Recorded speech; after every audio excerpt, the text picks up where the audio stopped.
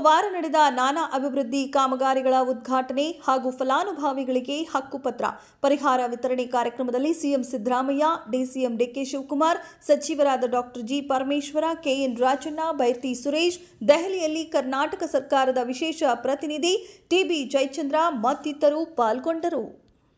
ಸನ್ಮಾನ್ಯ ಉಪಮುಖ್ಯಮಂತ್ರಿಗಳು ಸಹ ಜೊತೆಗಿದ್ದಾರೆ. ಡಾಕ್ಟರ್ ಜಿ ಪರಮೇಶ್ವರ ಹಾಗೂ ಎಲ್ಲ ಗಣ್ಯರು ಇದೀಗ ಡೆಲ್ಲಿಗೆ ಆಗಮಿಸುತ್ತಿದ್ದಾರೆ.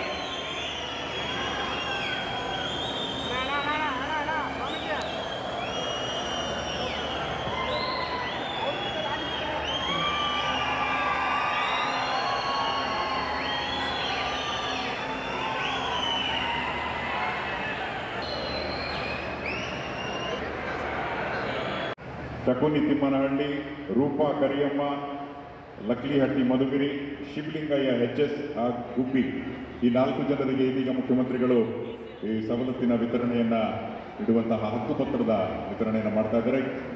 ಗಮನಿಸಿ ಬಂಧುಗಳೇ, ಅಧಿಸೂಚಿತ ಕ್ರಮಗಳಲ್ಲಿನ 2,000 ಫಲಾನುಭವಿಗಳಿಗೆ ಹಕ್ಕುಪತ್ರದ ವಿತರಣೆಯಾಗಿದೆ. ಇಲ್ಲಿರ್ತಕ್ಕಂಥ ಎಲ್ಲರೂ ಜೋರಾದ ಚಪ್ಪಾಳೆಯನ್ನು, ಎಲ್ಲಿದ್ದೀರೋ ಅಲ್ಲಿದ್ದಾರೆ ಜೋರಾದ ಚಪ್ಪಾಳೆ ಕೇಳಿಸಬೇಕು.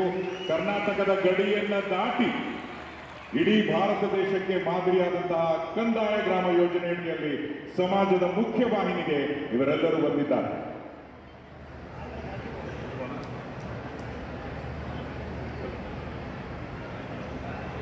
ಮುಖ್ಯಮಂತ್ರಿಗಳು ಇಲ್ಲಿಂದ ನಂತರ ಗ್ರಾಮೀಣಾಭಿವೃದ್ಧಿ ಮತ್ತು ಪಂಚಾಯತ್ ರಾಜ್ ಇಲಾಖೆಯ ವಿವಿಧ ಫಲಾನುಭವಿಗಳಿಗೆ ಸವಲತ್ತಿನ ವಿತರಣೆ ಮಾಡಲಿದ್ದಾರೆ.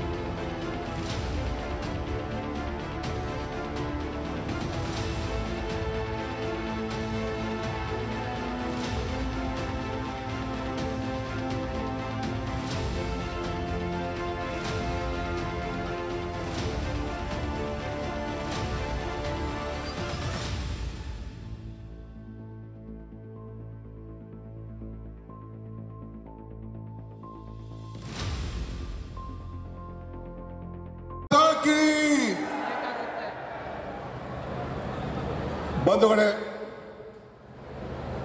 ವೇದಿಕೆಯಲ್ಲಿರುವಂತಹ ಗೌರವಾನ್ವಿತ ಮುಖ್ಯಮಂತ್ರಿಗಳಂತ ಸಿದ್ದರಾಮಯ್ಯ ಸಾಹೇಬ್ರೆ, ನಿಮ್ಮ ಅಚ್ಚುಮೆಚ್ಚಿನ ನಾಯಕರು ಜಿಲ್ಲಾ ಸಚಿವರಾದಂಥ ಪರಮೇಶ್ವರ್ ಅವರೇ, ಸಚಿವರಾದಂಥ ರಾಜಣ್ಣ ಅವರೇ,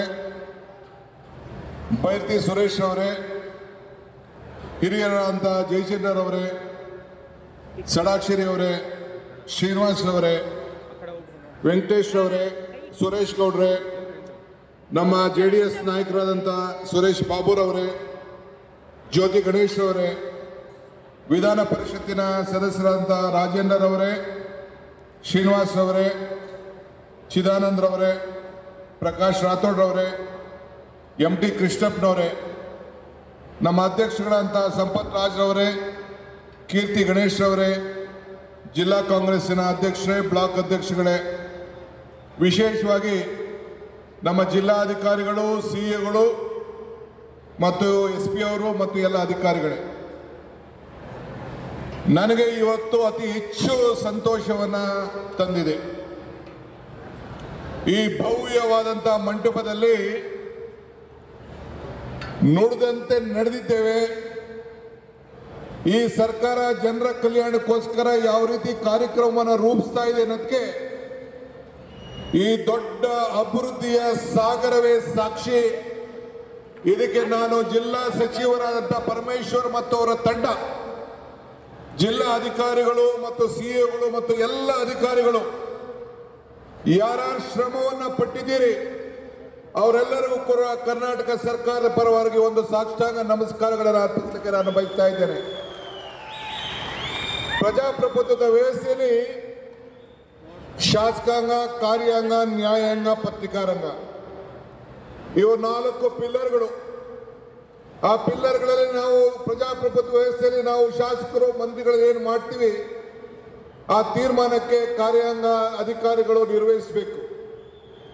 ಇವತ್ತು ನಿಮ್ಮ ಜಿಲ್ಲಾ ಅಧಿಕಾರಿಗಳ ನೇತೃತ್ವದಲ್ಲಿ ಇವತ್ತು ಕೆಳಗಡೆಯಿಂದ ಹಿಡಿದು ಗ್ರಾಮ ಪಂಚಾಯತಿ, ಗ್ರಾಮ ಸೇವಕರು, ಸಮಾಜ ಕಲ್ಯಾಣ ಮತ್ತು ಎಲ್ಲ ಕಾರ್ಪೊರೇಷನ್ ಇರ್ಬೋದು, ಎಲ್ಲ ರೆವಿನ್ಯೂ ಇಲಾಖೆ ಎಲ್ಲರೂ ಸೇರಿ ಎಷ್ಟು ಸಾವಿರಾರು ಜನ ಫಲಾನುಭವಿಗಳಿಗೆ ಸಹಾಯವನ್ನು ಮಾಡಿ ಹೃದಯ ಶ್ರೀಮಂತಿಕೆಯನ್ನು ತೋರಿಸಿರೋದು ನಿಜವಾಗ್ಲೂ ಸರ್ಕಾರಕ್ಕೆ ಬಹಳ ಸಂತೋಷವನ್ನು ಉಂಟು ಮಾಡಿದೆ. ಇದು ಎಲ್ಲ ಜಿಲ್ಲೆಯಲ್ಲೂ ಕೂಡ ಮುಖ್ಯಮಂತ್ರಿಗಳು ಆದೇಶ ಕೊಟ್ಟಿದ್ದಾರೆ.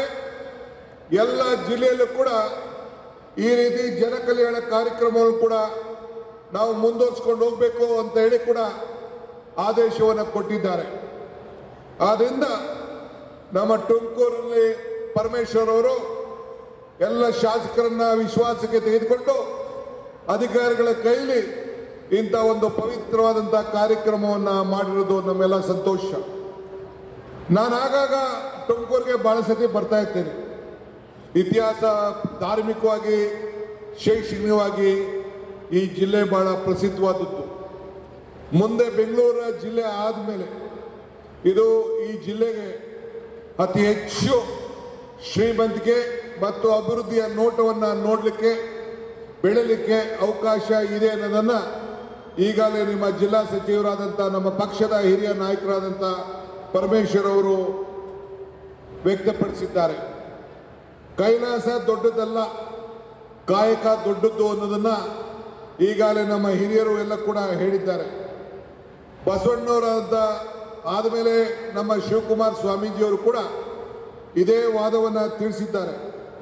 ಅಕ್ಷರಾರ, ಅನ್ನ, ಆಶ್ರಯ ಇವೆಲ್ಲ ಕೂಡ ಲಕ್ಷಾಂತರ ಜನರಿಗೆ ಬದುಕಿಗೋಸ್ಕರ ಇವತ್ತು ನಮ್ಮ ಕಾರ್ಯಕ್ರಮಗಳನ್ನು ರೂಪಿಸಿದ್ದು ನಾವೆಲ್ಲ ಗಮನದಲ್ಲಿಟ್ಕೊಂಡಿದ್ದೇವೆ. ಇವತ್ತು ಈ ಒಂದು ಐತಿಹಾಸಿಕ ಕಾರ್ಯಕ್ರಮದಲ್ಲಿ ಜನರ ಬದುಕಿಗೋಸ್ಕರ, ಜನರ ನಾಡಿಯ ಗಮನದಲ್ಲಿಟ್ಕೊಂಡು ನಾವು 5 ಗ್ಯಾರಂಟಿಗಳನ್ನು ಕೊಟ್ಟು 56,000 ಕೋಟಿಗಳನ್ನು ಬಜೆಟ್ ಅಲ್ಲಿ ಇಟ್ಟು ಇವತ್ತು ಪ್ರತಿಯೊಬ್ಬರಿಗೂ ಕೂಡ ಇಡೀ ದೇಶಕ್ಕೆ ನಮ್ಮ ಗ್ಯಾರಂಟಿಯ ಶಕ್ತಿ ಏನು ಅನ್ನೋದನ್ನ ಎಲ್ಲ ಬಿಜೆಪಿ ಸರ್ಕಾರಗಳನ್ನು ಕೂಡ ನಮ್ಮ ಹತ್ರ ಕಾಪಿ ಮಾಡಿ ಅವರ ಕಾರ್ಯನಿರ್ವಹಿಸಿ ಇವತ್ತು ಜನರಿಗೆ ಸಹಾಯವನ್ನು ಮಾಡಲಿಕ್ಕೆ ಹೊರಟಿರೋದು ನಮಗೆ ಬಹಳ ಸಂತೋಷ. ನಮಗೆ 2 ಕೈಗಳಿದೆ. ಒಂದು ಕೈ ನಮ್ಮನ್ನ ನಾವು ರಕ್ಷಣೆ ಮಾಡ್ಕೊಳ್ಳೋದು, ಇನ್ನೊಂದು ಕೈ ನಮ್ಮನ್ನ ನಂಬಿದಂತ ನಿಮ್ಮನ್ನ ರಕ್ಷಣೆ ಮಾಡುವಂಥದ್ದು. ಆ ಕೆಲಸವನ್ನ ಈ ಸಂದರ್ಭದಲ್ಲಿ ನಾವು ಮಾಡ್ಕೊಂಡು ಬಂದಿದ್ದೇವೆ. ಆದ್ರಿಂದ 2 ಆಯ್ಕೆ, ಒಂದು ಕೊಟ್ಟು ಹೋಗೋದು, ಮತ್ತೊಂದು ಬಿಟ್ಟು ಹೋಗೋದು. ಹಿಂಗೆ ಕಾರ್ಯಕ್ರಮಗಳನ್ನು ಕೊಟ್ಟು ಹೋಗೋದು. ಹಿಂದೆ ಯಾವಾಗಲೂ ಕೂಡ ಕಾಂಗ್ರೆಸ್ ಸರ್ಕಾರ ಈ ದೇಶದಲ್ಲಿ ಅಧಿಕಾರಕ್ಕೆ ಬಂದಾಗ, ಈ ರಾಜ್ಯದಲ್ಲಿ ಅಧಿಕಾರಕ್ಕೆ ಬಂದಾಗ, ನಾನು ಮುಖ್ಯಮಂತ್ರಿಗಳು ಪರಮೇಶ್ವರ್ ಅವರು ಅಲ್ಲಿ ಹೋಗಿ ಎಲ್ಲ ಫಲಾನುಭವಿಗಳನ್ನ ಭೇಟಿ ಮಾಡ್ತಾ ಇದ್ದ. ಒಂದು ಪಂಚಾಯತಿ ಚೇರ್ಮನ್ ಹೇಳ್ತಿದ್ದ, ನಮ್ಮ ಸಿಇಒಗಳು ಮತ್ತು DC ಅವರ ಪರಿಚಯ ಮಾಡ್ತಾ ಇದ್ರು. 5 ಕೋಟಿ ರೂಪಾಯಿ ವೆಚ್ಚದ ನರೇಗಾದಲ್ಲಿ ಕೆಲಸವನ್ನು ಮಾಡಿದ್ದೀನಿ ಅಂತ ಹೇಳ್ತಾ ಇದ್ದ. ಆ ಸಂದರ್ಭದಲ್ಲಿ ಆ ಎಲ್ಲ ಪಂಚಾಯತಿಯ ಸದಸ್ಯಗಳಿಗೆ ನನ್ನ ಸಾಷ್ಟಾಂಗ ನಮಸ್ಕಾರಗಳನ್ನು, ಅಭಿನಂದನೆಗಳನ್ನು ಅರ್ಪಿಸಲಿಕ್ಕೆ ನಾನು ಬಯಸ್ತಾ ಇದ್ದೇನೆ. ಇದೇ ಮಹಾತ್ಮ ಗಾಂಧೀಜಿ ಗ್ರಾಮೀಣ ಉದ್ಯೋಗ ಖಾತ್ರಿ ಯೋಜನೆ. ಜನರಿಗೆ ಉದ್ಯೋಗವನ್ನು ಕೊಡಬೇಕು, ಜನರಿಗೆ ಜಮೀನನ್ನು ಕೊಡಬೇಕು. 94 ಈ ಅಡಿಯಲ್ಲಿ ಆ ಜಮೀನನ್ನು ಕಾಯಂ ಮಾಡಬೇಕು. ಏನು ನಮ್ಮ ಲಂಬಾಣಿ ಜನಾಂಗದ ಸ್ನೇಹಿತರಿದ್ದಾರೆ, ಅವರ ಜಮೀನನ್ನು ಸಕ್ರಮ ಮಾಡಲಿಕ್ಕೆ, ಅವರ ಭೂಮಿಯನ್ನು ಸಕ್ರಮ ಮಾಡಲಿಕ್ಕೆ ಅವ್ರಿಗೆಲ್ಲ ಹಕ್ಕು ಪತ್ರವನ್ನು 16 ವರ್ಷದಿಂದ ನೆನಗಿರಿ ಬಿದ್ದಂಥ ಕಾರ್ಯಕ್ರಮವನ್ನು ಇವತ್ತು ಕೊಟ್ಟದ್ದನ್ನು ನನಗೆ ಕಂಡು ಬಹಳ ಸಂತೋಷ ಆಯಿತು. ಹಿಂಗೆ ಇವತ್ತು 16 ಕಾರ್ಯಕ್ರಮವನ್ನು ಇವತ್ತು ಜನರ ಕಣ್ಣಿಗೆ ಸಾಕ್ಷಿಯಾಗಿದೆ. ನಾನು ಆಗಾಗ ಒಂದು ಮಾತು ಹೇಳ್ತಾ ಇರ್ತೀನಿ, ಅಕ್ಬರ್ಗೂ ಬೀರ್ಬಲ್ಗೂ ಒಂದು ಸಂಭಾಷಣೆ. ಅಕ್ಬರ್ ಬೀರ್ಬಲ್ ಕೇಳಿದನಂತೆ, ಸತ್ಯಕ್ಕೂ ಸುಳ್ಗೂ ಎಷ್ಟೇ ಅಂತರ ಅಂತ. ಅವನು ಸ್ವಾಮಿ 4 ಬೆರಳು ಅಂತಂತೆ. ಹೆಂಗೆ 4 ಬೆರಳು ಅಂತಂದ್ರೆ ಈ ಕಣ್ಣಲ್ಲಿ ನೋಡೋದಲ್ಲ ಸತ್ಯ, ಈ ಕಿವಿಲಿ ಕೇಳೋದೆಲ್ಲ ಸುಳ್ಳು, ಈ ಕಣ್ಗೂ ಕಿವಿಗೂ ನೋಡಿ 4 ಬೆರಳು ಅಂತ. ಹಂಗೆ ಕರ್ನಾಟಕ ಸರ್ಕಾರದ ಅಭಿವೃದ್ಧಿ 4 ಬೆರಳು ಅಲ್ಲಿ ಈ ಕಣ್ಣೇ ಸಾಕ್ಷಿ, ಈ ಕಾರ್ಯಕ್ರಮ ಸಾಕ್ಷಿ ಅಂತ ಹೇಳಿ ನನ್ನ ಎಲ್ಲ ಶಾಸಕರಿಗೆ ತಮಗೆ ಹೇಳಲಿಕ್ಕೆ ನಾನು ಈ ಸಂದರ್ಭದಲ್ಲಿ ನಾನು ಬಯಸ್ತಾ ಇದ್ದೇನೆ. ಬಂಧುಗಳೇ, ಈ ಜಿಲ್ಲೆಯಲ್ಲಿ 7 ಶಾಸಕರನ್ನ ಕೊಟ್ಟಿದ್ದೀರಿ. 7 ಶಾಸಕರನ್ನ ಕೊಟ್ಟು 136 ಸೀಟನ್ನ ಗೆಲ್ಲಿಸಿ ಈ ರಾಜ್ಯದಲ್ಲಿ ನಿಮ್ಮ ಸೇವೆಯನ್ನ ಮಾಡಲಿಕ್ಕೆ ಒಂದು ಅವಕಾಶವನ್ನು ಮಾಡಿಕೊಟ್ಟಿದ್ದೀರಿ. ಕಳೆದ ವಾರ, ಕಳೆದ ತಿಂಗಳು, ಈ ತಿಂಗಳ ಮಧ್ಯದಲ್ಲಿ ಇನ್ನ 2 ಸೇರಿಸಿ 138 ಸೀಟ್ಗೆ ನಮ್ಮನ್ನ ತೆಗೆದುಕೊಂಡು ಹೋಗಿದ್ದೀರಿ. ನಮಗೆ ಆತ್ಮಬಲ, ಧೈರ್ಯವನ್ನು ತುಂಬಿದ್ದೀರಿ. ನುಡಿದಂತೆ ನಡೆದಿದ್ದೇವೆ. ಪ್ರಾಮಾಣಿಕವಾದಂತಹ ಸರ್ಕಾರವನ್ನ ಈ ರಾಜ್ಯದಲ್ಲಿ ಕೊಡ್ತಾ ಇದ್ದೇವೆ. ಪರಿಶುದ್ಧವಾದಂತಹ ಆಡಳಿತವನ್ನು ಕೊಡ್ತಾ ಇದ್ದೇವೆ. ಬೆಂಗಳೂರಿಗೆ 70 ಕಿಲೋಮೀಟರ್ ದೂರ ಇದೆ. ಆ 70 ಕಿಲೋಮೀಟರ್ ದೂರ ಅಂತ ಈ ಜಿಲ್ಲೆ ಸುಮಾರು 150 ಕಿಲೋಮೀಟರ್ ಹಿಂದೆ ಇರುವಂತಹ ಜಿಲ್ಲೆ. ಈ ಜಿಲ್ಲೆಯ ಭವಿಷ್ಯ ಪರಮೇಶ್ವರ ಶಾಸಕರನ್ನ ಕೊಟ್ಟಿದ್ದೀರಿ. 7 ಶಾಸಕರನ್ನ ಕೊಟ್ಟು 136 ಸೀಟನ್ನ ಗೆಲ್ಲಿಸಿ ಈ ರಾಜ್ಯದಲ್ಲಿ ನಿಮ್ಮ ಸೇವೆಯನ್ನ ಮಾಡಲಿಕ್ಕೆ ಒಂದು ಅವಕಾಶವನ್ನು ಮಾಡಿಕೊಟ್ಟಿದ್ದೀರಿ. ಕಳೆದ ವಾರ, ಕಳೆದ ತಿಂಗಳು, ಈ ತಿಂಗಳ ಮಧ್ಯದಲ್ಲಿ ಇನ್ನ 2 ಸೇರಿಸಿ 138 ಸೀಟ್ಗೆ ನಮ್ಮನ್ನ ತೆಗೆದುಕೊಂಡು ಹೋಗಿದ್ದೀರಿ.